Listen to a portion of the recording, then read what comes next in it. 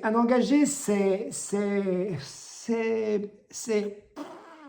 un démocrate humaniste qui a mal tourné après avoir été un social-chrétien qui a mal vieilli. Leurs électeurs étaient tellement partis que leur parti est devenu un mouvement pour prendre parti. Et ça change tout. Leurs idées, c'est de l'eau tiède. D'ailleurs, tout le monde s'y retrouve. Toi, plus moi, plus eux, plus tous ceux qui le veulent, plus lui, plus elle, et tous ceux qui sont seuls. Récemment, ils ont annoncé tellement de nouvelles têtes de liste, que ça donne l'impression que c'est le dernier truc à la mode. Oui, mais dites, ils vont finir par avoir plus de candidats que d'électeurs, non ? Pour faire nouveau, ils ont engagé des nouveaux.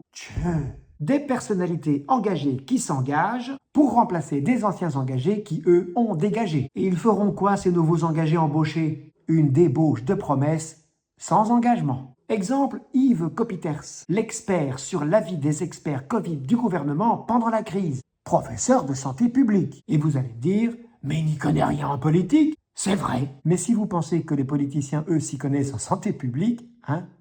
Le recteur de l'UCN, profil plutôt académique, une tête bien pleine. Une ex-présentatrice télé, un profil plutôt télégénique, une tête bien faite. L'ancien patron de l'aéroport de Charleroi, pour faire décoller les sondages. L'ancien patron des patrons wallons, oui ça existe, pour faire patronage. Ils ont donc rejoint un mouvement qui est en même temps ni de droite ni de gauche, ni à la droite de la gauche, ni à la gauche de la droite, ni de droite sociale, ni de gauche libérale. Un parti du centre, mais recentré.